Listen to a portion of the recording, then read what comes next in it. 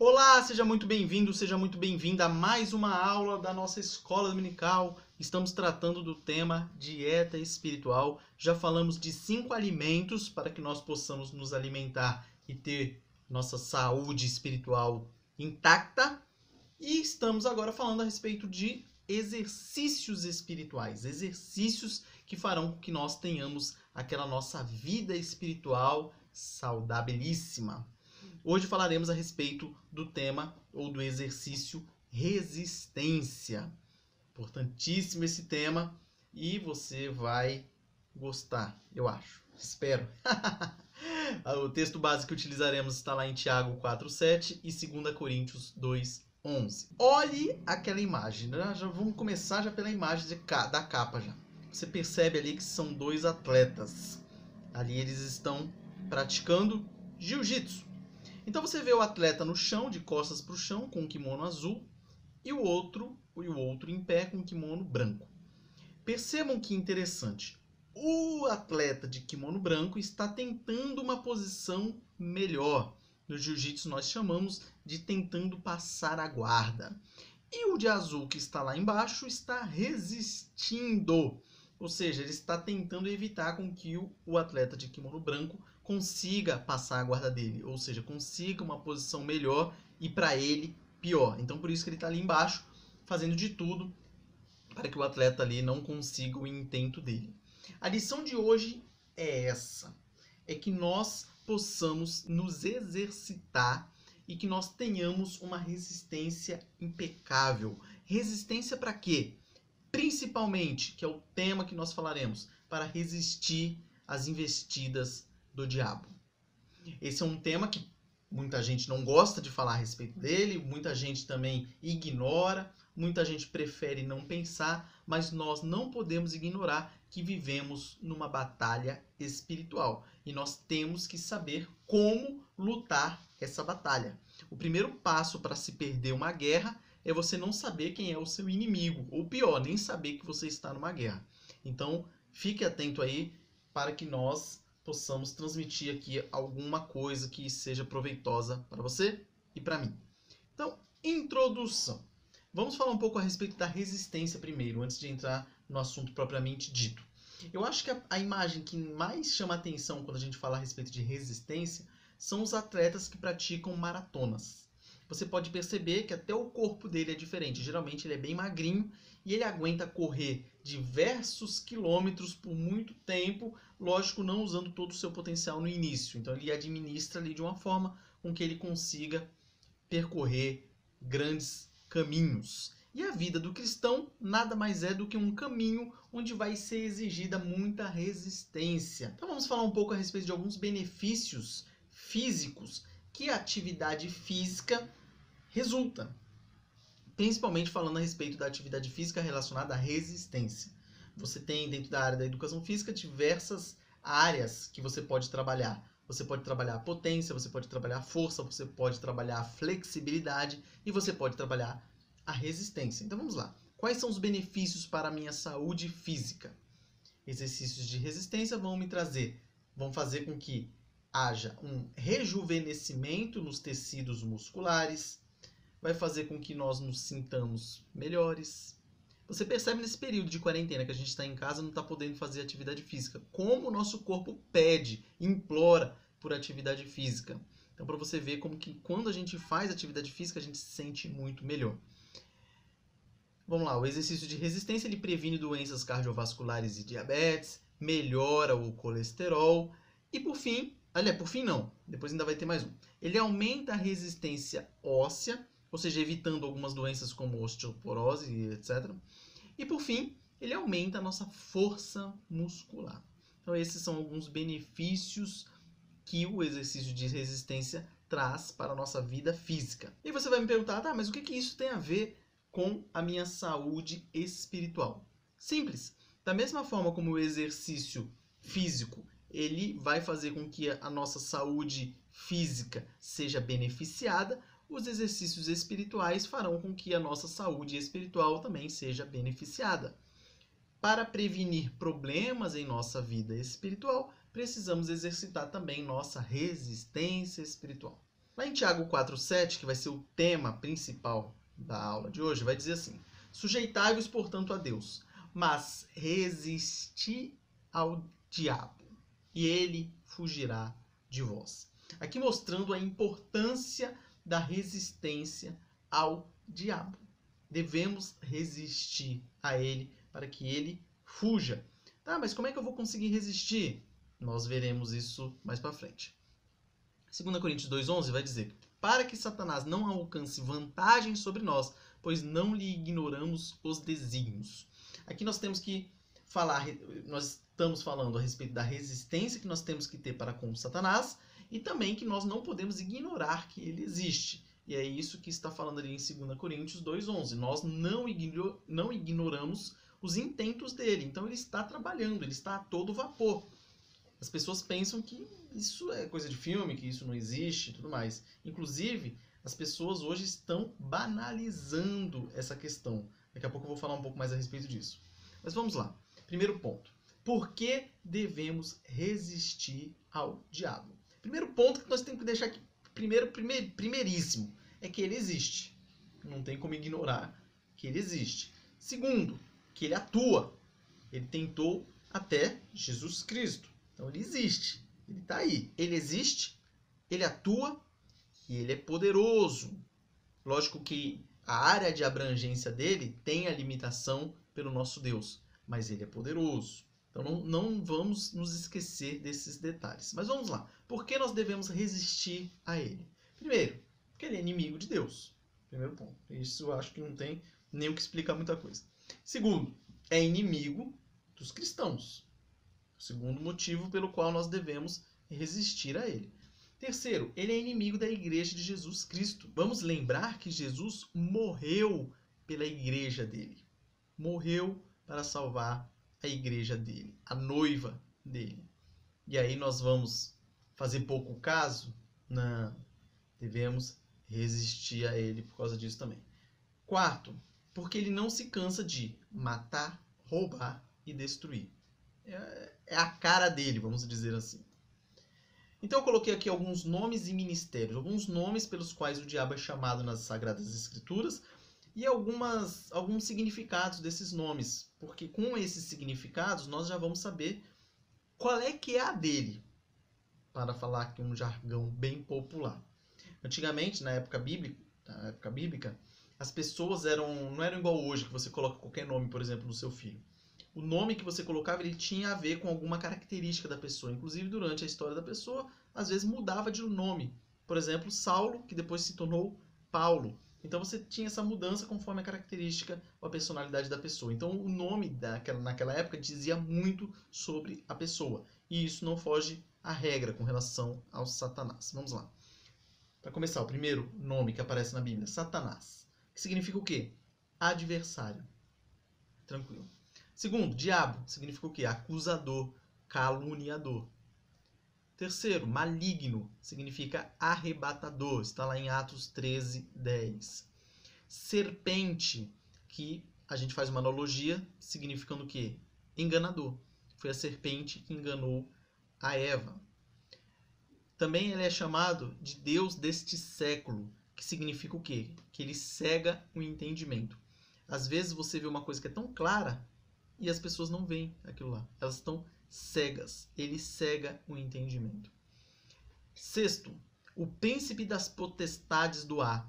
Ou seja, é um espírito que atua nos filhos da desobediência. Esse é um dos significados. E depois nós temos aqui a banalização do diabo. Aqui eu coloquei essa imagem que foi de um desfile do Carnaval da Gaviões da Fiel. Carnaval aqui de São Paulo, não lembro se foi no ano passado, 19 ou 2018, mas foi recente. Mostrava ali a batalha espiritual, atrás deles aqui ainda tinha Santo Antão, que é uma figura da Igreja Católica, e aí você pode ver perfeitamente ali a imagem de um ator representando Jesus Cristo e o diabo do lado dele, o diabo dançando todo feliz, e vai lá e acaba até vencendo a batalha. Isso inclusive foi o que fez com que eu deixasse de ser corintiano, foi por esse motivo aqui. Mas enfim, a banalização. Você tem série, por exemplo, na Netflix, que o nome da série é Lúcifer. E aí e parece que eu não assisti, mas pelo que comentam, o cara realmente é o diabo. é todo bonitão, ator e tudo mais, então o pessoal fica achando que o mal é belo. E isso que nós temos que tomar cuidado, porque o diabo atua na beleza. Na beleza ele te engana. Mas vamos aqui mais alguns significados do nome dele, ou das formas como ele é chamado na Bíblia. Ele é chamado de dragão, ele é chamado de tentador, ele é chamado de Beuzebu, ele é chamado de príncipe deste mundo. Então o diabo é astuto e armas ciladas. O que a gente falou no início, ele está atuando, ele atua. Eu não vou ler os versículos todos, mas você pode depois pausar aqui e, se tiver interesse, dar uma pesquisada na sua Bíblia, que vai estar lá falando a respeito desses tópicos que eu estou dizendo. Então lá em Efésios 6, de 11 e 12, vai falar sobre ele ser astuto e armar ciladas. Ele é poderoso. Mateus 24, 24 fala disso. Ele é enganador e sedutor. 2 Coríntios 11, 14. Por que eu coloquei aqui sedutor? Primeiro porque a Bíblia diz. Mas qual que é o ponto interessante aqui dessa questão? Que geralmente ele é pintado como aquela imagem que eu mostrei, né? Um vermelhão de chifre, rabo, tridente, exalando fogo, enxofre e tudo mais. Mas não se engane. Ele é sedutor. Lúcifer, né? Era conhecido como o anjo de luz. Então ele era um anjo rebelde que foi expulso do céu. Mas, muitas vezes, ele vai ter a aparência de coisa boa. Às vezes você até sabe que é errado, mas tem a aparência tão boa que você vai lá e se afunda no pecado. Por causa da aparência. Então ele é sedutor. E engana. Cuidado com isso. Ele é mentiroso. Está lá no Evangelho de João 8, 44. Ele é homicida e assassino. João 8, 44 também. Ele é opressor. Atos 10, 38. Então vocês veem aqui várias coisas que o diabo é. Mas uma coisa importante é que a gente diga o que ele não é. É uma dúvida que eu tinha também quando era criança, porque eu pensava que o diabo estava em todo lugar, que ele era onipresente, mas ele não é. Ele não é onipresente, mas ele tem demônios ao seu dispor também. Então a batalha espiritual ela é complicada e está a todo vapor aí. Tópico 2. As ciladas do diabo. São alvos específicos do diabo, o cristão e a igreja. É o ponto-chave dele. O cristão e a igreja. O cristão fiel, a igreja fiel. Esse é a cereja do bolo dele.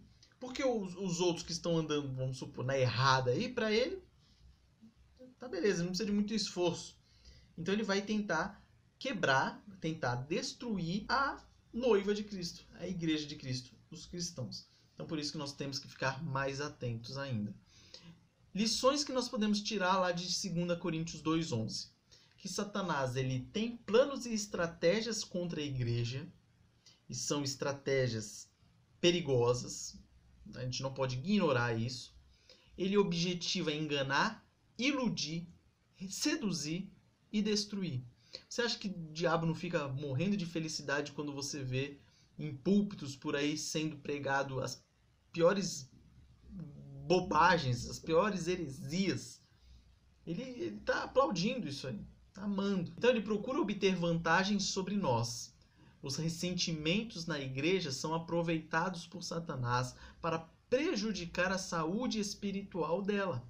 Ele tira proveito de ressentimentos existentes no coração das pessoas e que ainda não foram resolvidos e perdoados.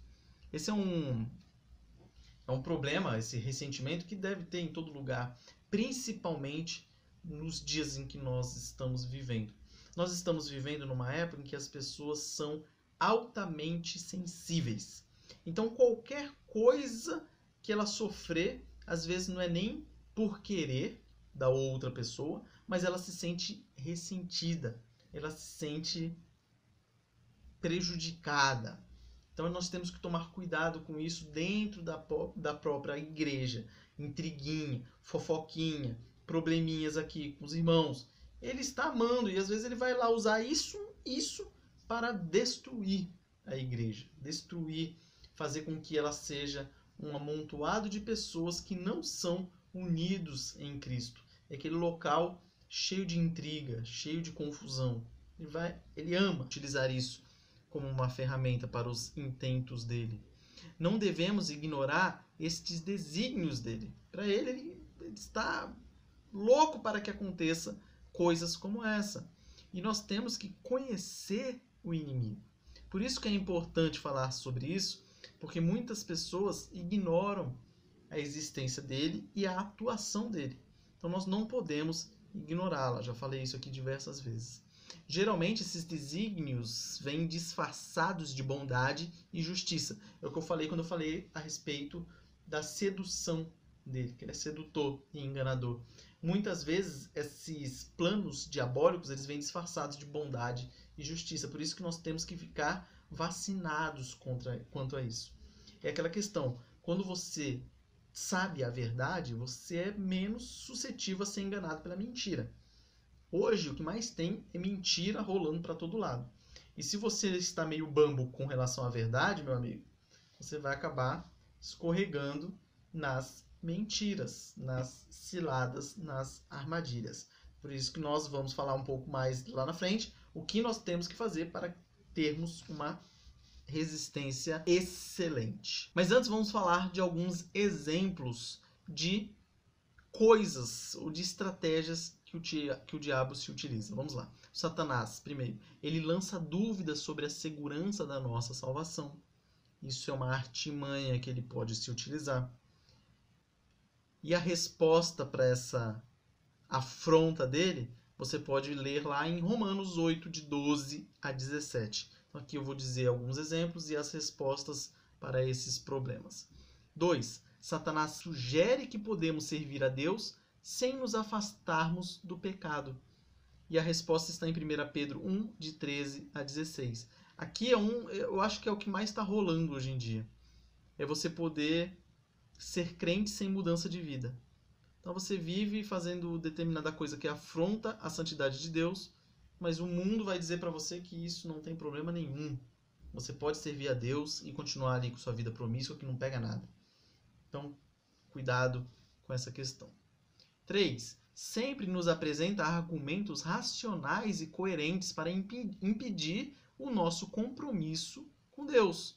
E a resposta está em 2 Coríntios 10, 3 a 6. Então, ele vai fazer com que você pense racionalmente e fale, nossa, realmente, eu não preciso me comprometer com Deus porque tal e tal e tal e tal coisa. Você se engana e ele te ajuda a se enganar. Ele utiliza isso como ferramenta.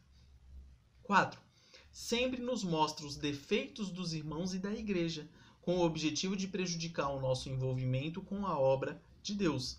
A resposta está lá em Gálatas 6, de 1 a 5. É interessante nós observarmos que a igreja ela é composta por pessoas pecadoras. Claro, pecadores regenerados, mas pecadores, homens falhos.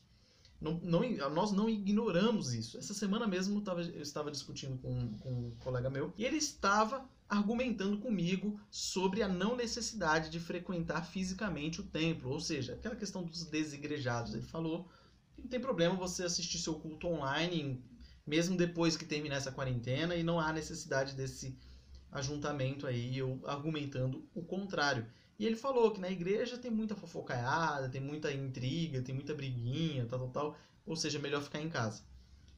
Isso aí é uma distorção total do evangelho. O evangelho é claro, falando que nós precisamos nos reunir, que precisamos congregar. Ponto 5, outra artimanha que o diabo utiliza, incentiva-nos a valorizar mais as coisas materiais do que a Deus e os nossos irmãos.